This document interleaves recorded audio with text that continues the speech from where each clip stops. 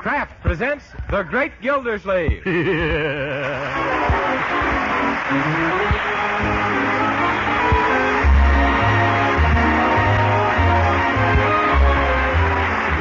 Cheese Company, who also bring you Bing Crosby every Thursday night, present each week at this time Harold Peary as the Great Gildersleeve, written by Leonard L. Levinson.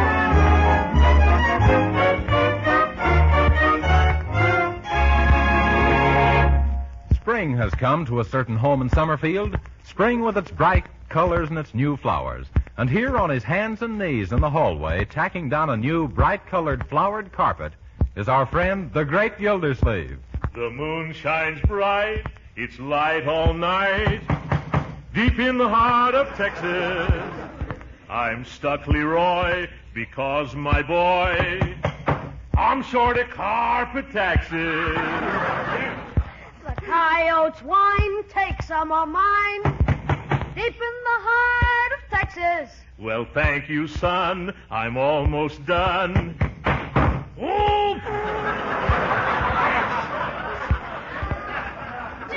What did you do? If I hit the wrong nail. Here, let me finish it for you. All right.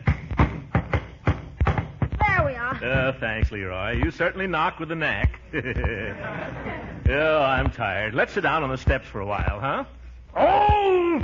What's wrong, Unc? I just discovered I wasn't out of taxes after all. Say, what's going on out here? You getting the carpet down, Uncle Mort, or is it getting you down? Yeah, hello, Marjorie. I had misplaced some tacks, and I just found them the hard way.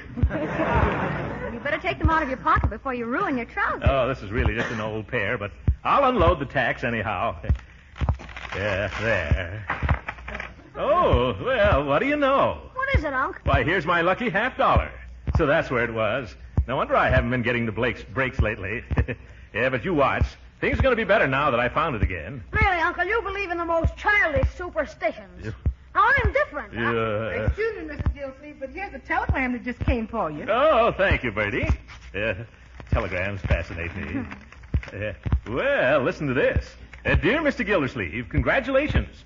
The Gentlemen's Fashion Guild of New York has selected you as one of the 10 best-dressed men in Summerfield. Well, signed J.C.B. Holchester, President. Why, Uncle, that coin does bring you luck. One of the 10 best-dressed men.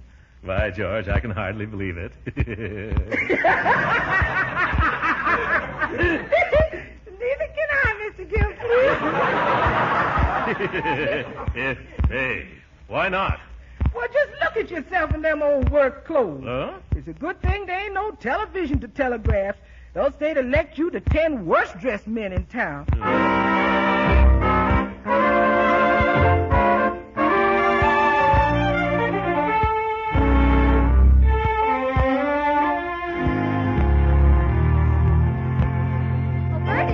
Bertie, it's 10 o'clock. Someone had better remind Uncle Mort of his appointment downtown. Do you know where he is? Yes, me stand in front of the mirror in his room, no doubt, trying to decide which one of his neckties harmonizes best with the rest of his haberdasheries. Oh, do you think so? Undoubtedly. He's been that way ever since he got that telegram. Oh, you mean the one from those fashion experts? That's right. And making him one of the best pressed men in town is making me one of the worst worked women in town. I'm wearing myself down to a shadow. Well, on you it doesn't show. In fact... Good morning, Marjorie. Hello, Bertie. Say, how do I look? Does my cravat blend with the rest of my ensemble? Yes, sir. But I was sure you was going to ask us if your tie harmonized with the remainder of your clothes. Yes.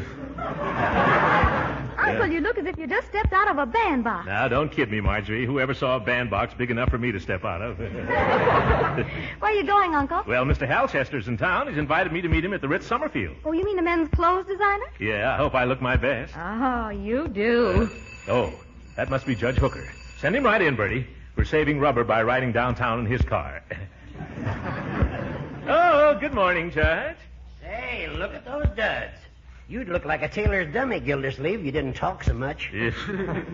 I'm sorry if my sartorial splendor disturbs you, Judge, but as one of the 10 best-dressed men in Summerfield... Who, you? Who says so? The Gentlemen's Fashion Guild of New York. Never heard of them. Yeah, from the looks of your clothes, you've never even heard of gentlemen's fashions. As Mr. Holchester said to me this morning... Who's Mr. Holchester? Mr. Holchester is a famous style authority. He's the man who picked me and the other 9 snappiest dressers. How'd you do it, over the telephone? Yeah, over the telephone. He's stopping at the Ritz Summerfield. I'm going down to meet him. Say, I'd like to meet him, too. You mind if I come along with you? Not at all. That suit of yours should give Mr. Holchester a good hearty laugh. What's wrong with this suit? Oh, nothing that a rock, a rope, and a river couldn't cure. Come on, Judge.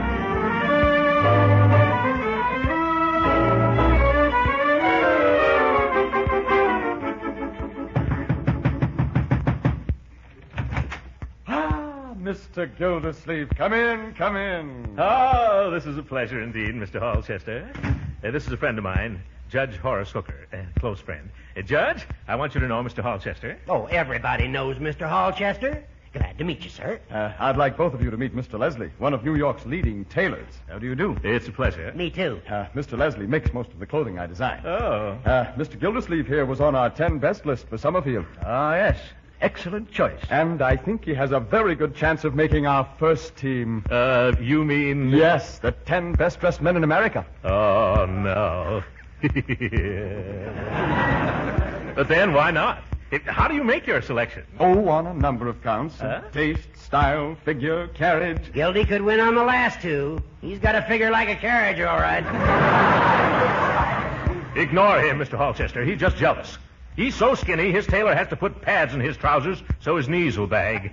Yeah, go on, sir. Well, another big point is extent of wardrobe. Oh. Gildy should win that one, too. His wardrobe extends farther out than... No, see here, Hooker. Are nice clothes your hobby, sir? Oh, yes. Mr. Leslie, it always has been. You see, I was elected the best-dressed fellow in my class at college after I introduced peg-top pants and yellow button shoes. I'd like to see some of your ensembles, Mr. Gildersleeve. I suppose, of course, you have a country squire suit in Orkney twist. What? Orkney twist. Oh. You know, that new hand-woven suiting. Very popular in New York this season. Yes. Have you any of it with you, Leslie? Only that bolt I was taking out to Hollywood. I'll bring it in. He's a master with the needle, that Leslie. Oh? They're mad about him in Hollywood. Gentlemen, probably the last bolt of Orkney twist left in America. Pretty loud material, isn't it? That just shows your lack of taste, Judge Hooker. That orange diagonal stripe is just what the chocolate background needs to set off the little blue dots. Well, you're right, Mr. Gildersleeve. It's the rage. Yeah. Mr. Leslie, I just had an idea. How would it be if you made me a suit out of that Orkney twist, huh? Don't be foolish, Gildersleeve. How can they get a suit for you out of that bolt? Well, there can't be more than 12 or 13 yards there. Hooker, I only require 5 yards of cloth. But if you keep butting in, you're just going to need 6 feet of dirt, and that's all. Well, gentlemen, what do you say? I think it might be arranged. Oh, splendid. Gildy, are you sure you can afford it? Afford? Why, the question of payment doesn't enter into this, Judge Hoople. Hooker. Thank you. If Mr. Gildersleeve is taken with this material and wishes a suit whipped up, he shall have it at no expense. What? Oh, that's wonderful. No, I couldn't let you do a thing like that. But, my dear man, we'd be delighted. Oh, no, at least let me pay the cost of the material. You needn't do anything of the sort. But I insist. Oh, well, all right, if it'll make you any happier. I doubt it. Yeah. How much is the material? Oh, why, speak of it. A mere nothing. Huh? What is it, Leslie? Oh, it didn't cost us much. 35, I think. $35? Why, that's very reasonable. Yes, you require 5 yards, don't you? Yeah. 5 yards at 35 a yard. That makes $175, doesn't it? It does? If 9 goes into 7, oh, my goodness, it does.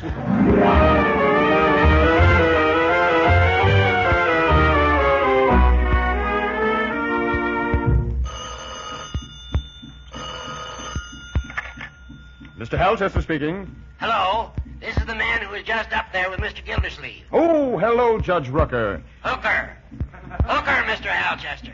I wonder if you could make me a suit just like Gildersleeve? You want the same suit? Yeah, but not the same size. Well, I thought you didn't like that material. I didn't at first, but the colors sort of grow on you. Well, I'm not sure we have enough of that Orkney twist. But I don't take much, only about 2.5 yards. Say you'll do it, Mr. Holchester.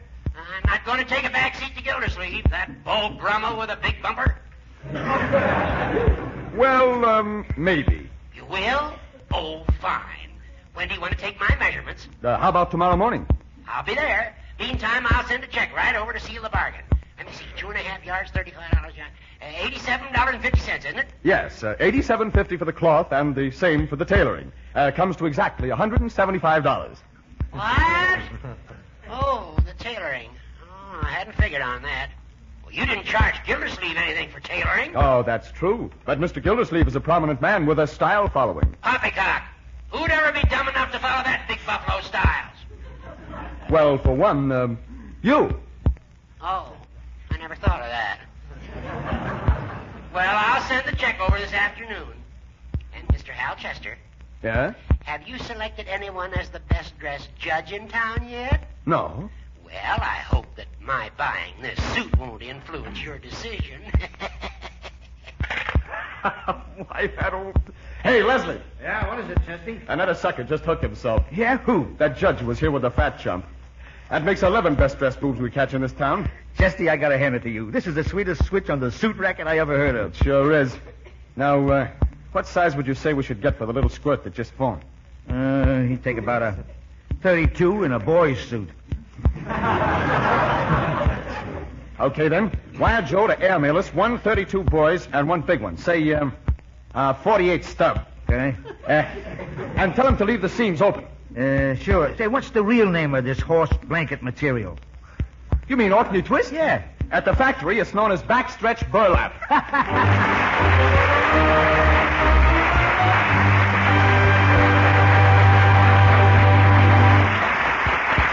We'll hear from the great Gildersleeve again in just a moment. But first, I wonder how many of you good housewives indulge in that neighborly American pastime, the chat over the back fence. It's a swell way to swap cooking hints and recipes as well as other news. Well, we at Kraft certainly approve of the custom, because it's one way the news gets around about parquet margarine, the delicious spread for bread made by Kraft. You see, discovering a grand-tasting product like parquet margarine is the sort of thing you housewives like to brag a little about, because it's smart to be wisely thrifty these days. And using parquet margarine makes you just that. Yes, parquet margarine is a wholesome spread for bread that tastes mighty good, yet costs very little. Why, that family of yours is sure to love its delicate, satisfying flavor. What's more, it's a wonderfully nutritious food, one of the best energy foods you can serve, and a reliable food source of important vitamin A. So I'll bet you'll want to brag a little, too, when you discover the economy of parquet's delicious, wholesome goodness. But it's easy to find out. Tomorrow, just ask your dealer for parquet, Parkay, parquet margarine, made by Kraft.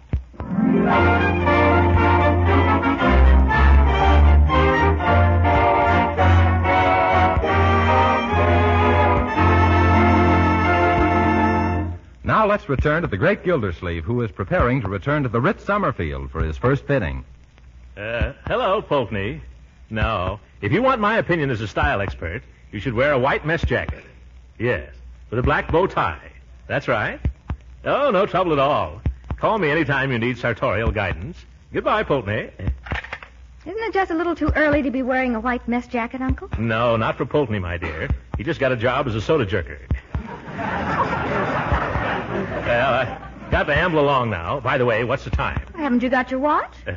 No, if I carry it in my vest pocket, the bulge might ruin my silhouette. Isn't that silly? It certainly is. I read it in a fashion magazine. I wonder if Bertie has pressed my top coat yet. Oh, Bertie! Yes, it's Mr. Gildersleeve. And I put a nice flower in the buttonhole, too. Oh, thanks. A geranium. Well, that's better than no flower at all, or is it? My, Mr. Gildersleeve, it sure is a chore valeting for you. Huh? But when I sees you strutting down the street, I nudges myself and I says, Bertie Lee Coggins, you may work hard, but the result is worth the effort. Oh, thank you, Bertie. And just to show my appreciation, here, you can have back the geranium. For me? Well, thank you. Hi, Unc.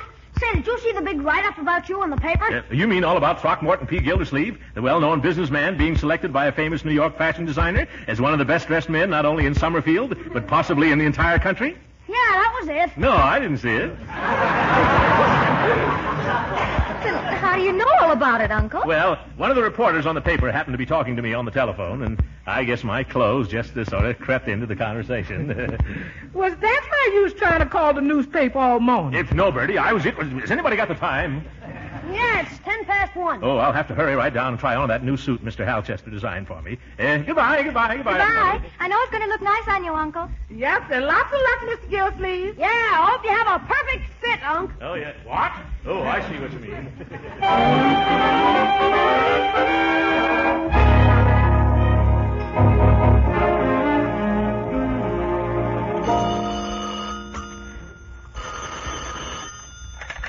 Hello. Who? Mr. Gildersleeve. Well, send him right up. Okay, let's trot out that 48 stub. I got it. Looks too big. Probably fit him like the skin on a raisin. Then you better do a good alteration job. Now, watch your step. And remember, you ain't back in a tailor shop at Leavenworth, or else you will be.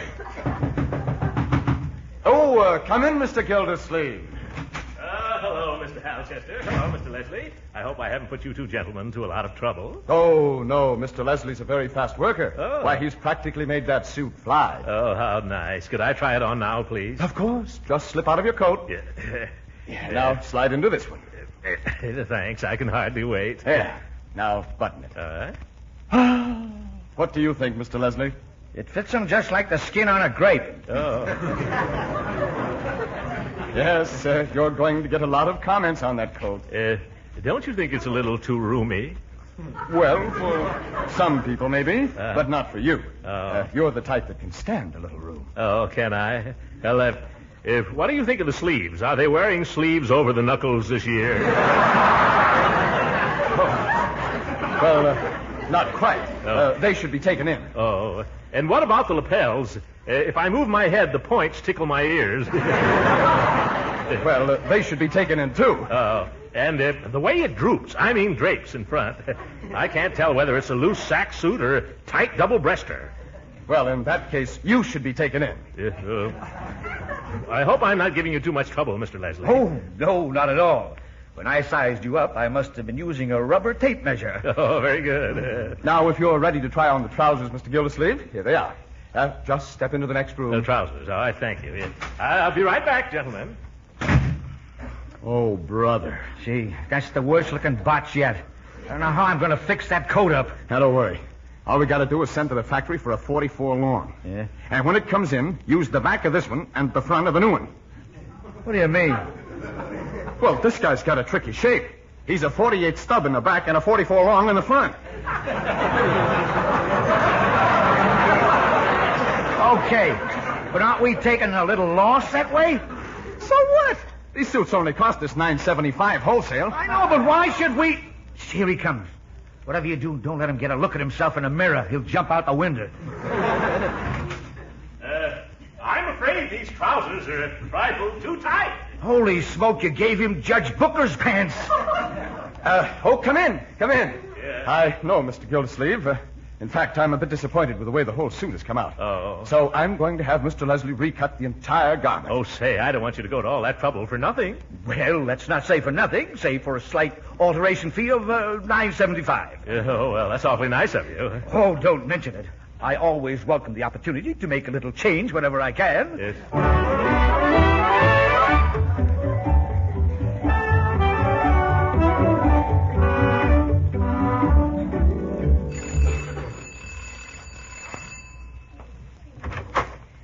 Good afternoon. Is Mr. Gildersleeve home? Yes, and who is it to see him? I am. Excuse me, but who's you? Mrs. Salisbury Twitchell.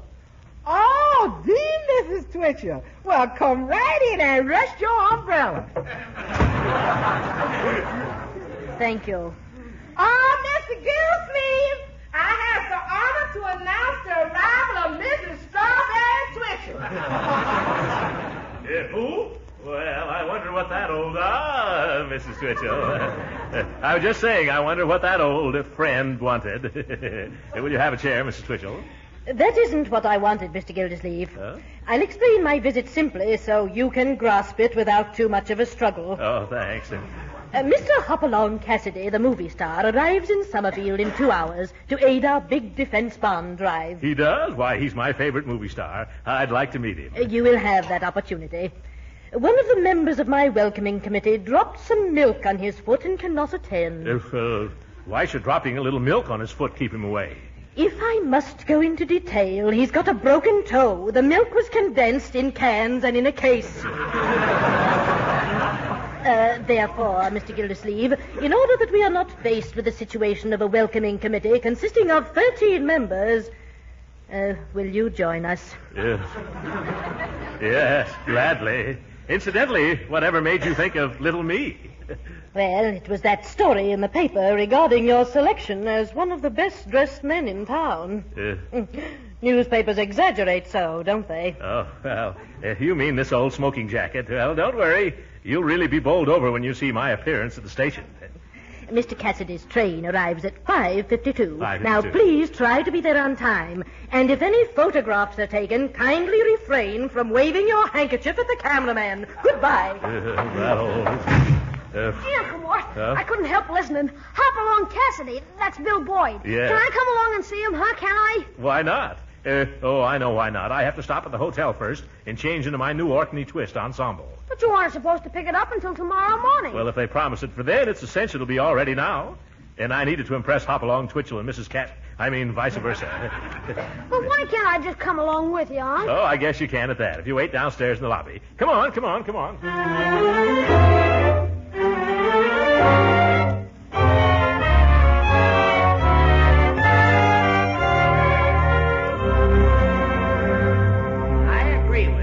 Coat fits all right, Mr. Halchester.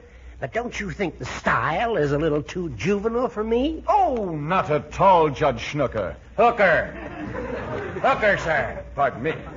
No, I purposely designed that suit along boyish lines to bring out the Mickey Rooney in you. Oh, yes. Now, I hadn't pictured myself that way lately. Oh, you're the Mickey type, all right. With this suit, I sort of feel like I should get a free baseball bat. For the price I paid, you should throw in a pitcher from the Dodgers. Excuse me. Yes? Who's on his way up? Mr. Gildersleeve. Huh? Thanks. Did I hear you say Gildersleeve is on his way up here? You heard the man. Oh, he mustn't find me here. I'm trying to surprise him. Can't I hide someplace until he leaves? Why, yes, right in the next room. Oh, thank you. Let me know. Let me know when he's gone. Hey, what's Fatso doing coming around now? He isn't due till tomorrow. By then, we should be on our way to Florida. Oh, he don't worry me. But there's a guy from the Better Business Bureau waiting in the lobby. Uh-oh. Let's get out of here. Now, take it easy. We got our bags all packed. All we got to do is take an earlier train. Where's that timetable? Here, I got it marked. The streamliner leaving in 30 minutes. Can we make it? Yeah. Only what are we going to do with that judgy in there? Or Pudgy out there. Shh. Now, hide the judge's trousers in your suitcase. We'll work the old pants trick on both of them. Enter, Mr. Gildersleeve. Oh, I hope you'll excuse me for coming so early, but I wonder if I could get my suit now. Oh, of course, Mr. Gildersleeve. Only first, there's one little detail. Oh, yes. We'd like to compare the measurements of the trousers you're wearing with the new ones. Of course. Would you mind taking them off? Oh, not at all. You don't know how nice it is if you do this for me. Yeah, here you are. Thank you. Now, if you'll kindly wait in the next room. Oh, anything to oblige. Just make yourself comfortable in there. Yeah, don't worry, I will. Deep in the... Judge Hooker! What are you doing hiding in the corner and without your pants? Same thing as you are. Being fitted for one of those Orkney twisters. Oh, getting a suit behind my back, eh? That's pretty low, Judge. And by George, I'm going to complain. Mr. Halchester, Mr. Leslie, that's peculiar. They're not here. Not only that, their bags and clothing aren't here either. What? Hey, I don't see my pants anywhere. My pants are gone, too. Yeah, this is going to be one of my bad days. Now, don't get in a panic, Gildy. Maybe they just stepped out into the hall. Come on, let's look. Yeah, let's look in the hall. Well, you go first, Gildy. Okay, you think it's going to be all right? No, it isn't all right. Judge, there's something awfully funny looking around here, and I don't mean us. How about phoning downstairs? No, I can't. The telephone wires have been cut. Look. No question about it, then. They were crooks, all right. Yes. Fine people you introduced me to, Gildersleeve. Yes, and a fine judge you are, Hooker. You can't even recognize a crook when he steals your own pants.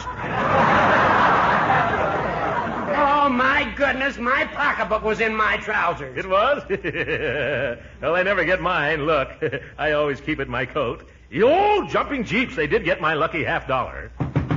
What's that? Hear that? Huh? Maybe it's all just a joke. Why, of course. Yeah, that's it. Come on in, boys. Yes, come on in. Leroy, what are you doing here? Gee, I'm glad to see you, Unc. I was waiting in the lobby, and when Mr. Howchester came down and checked out, I didn't know what to think. You checked out? Where'd he go? When he passed me, he was telling another man they'd have to go like 60 if they wanted to catch the Florida train. Say, where are your pants? On their way to Florida. Judge, we've got to stop them before they pull out of town. How? We can't dash down to the station in our shorts? Couldn't we pretend we're running in a marathon race? Not me, brother. Oh, yeah. I got an idea, Unc. Just take the blankets off this bed, wrap one around each of you, and go to the station that way. Take the blankets. You're a bright boy, Leroy. But we'd never get past the lobby. Well, how about sneaking down the fire escape? There's a taxi stand right below. A taxi. That's it. Come on, Hooker. Grab a blanket. But we can't get away with this. Sure we can. When we get to the railroad station, I'll pass you off as a couple of Indians looking for a Pullman reservation.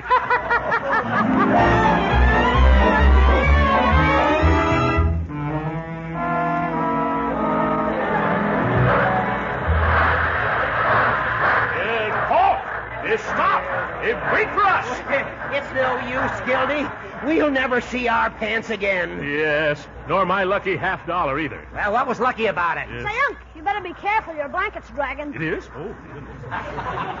Yes, Gildy, you look like one of the 10 best-dressed beds in town. Is that so? Why? Oh, hello, Mrs. Twitchell. Fancy meeting you here. Don't speak to me, Mr. Gildersleeve. Just because we are here to welcome a cowboy star doesn't mean that you should come dressed as Sitting Bull. I never did like her. Come on, let's get out of here before it's too late. It is too late. Hello, officer. What are you guys doing running around here in blankets? Come on, get into the station master's office here before you attract a crowd. But, officer, we were just chasing a couple of crooks who stole our pants. Oh, there they are. Well, Mr. Howchester and Mr. Leslie, so they got you too, huh? Hello, Fatso. Hiya, Judge Crooker. Hooker! Fine work, officer.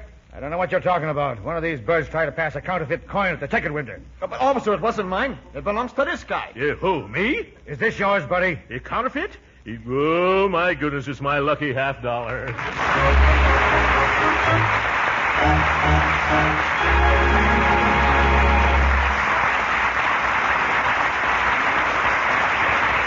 The Great Gildersleeve will be with us again in a few minutes. But right now, what makes good cooks good? You know, I think it's their sense of flavor. They've learned the knack of preparing good food because they thoroughly enjoy eating it. Well, that's probably why so many really good cooks use Parquet margarine these days. They found that Parquet margarine's delicate, satisfying flavor is pretty hard to beat, and they certainly ought to know. You see, outstandingly good flavor is what makes Parquet margarine so different from old-time margarines. Yes, spread Parquet margarine on bread or toast or rolls, and one taste will tell you the big difference. And that goes for cooking, too. Parquet tastes so wonderfully good, it's a real flavor shortening for baking, and just about perfect for pan frying. But flavor isn't the whole story. Parquet margarine is a wholesome, highly nutritious food. It's one of the best energy foods you can serve. And if you're vitamin conscious, you'll be glad to know that every pound of Parquet contains 9,000 units of important vitamin A. So why not take a hint from the thousands of good cooks who use Parquet margarine and try a pound or two yourself? Yes, tomorrow, sure. Ask your food dealer for Parquet, Parkay, Parquet margarine, made by Kraft.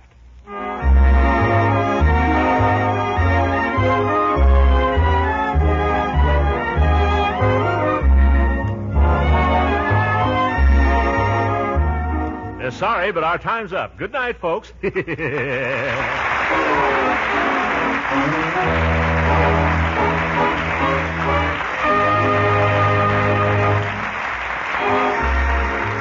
Original music heard on this program was composed and conducted by William Randolph. This is Jim Bannon speaking for the Kraft Cheese Company and inviting you to be with us again next week at the same time for the further adventures of the Great Gildersleeve. This program came to you from Hollywood. This is the National Broadcasting Company.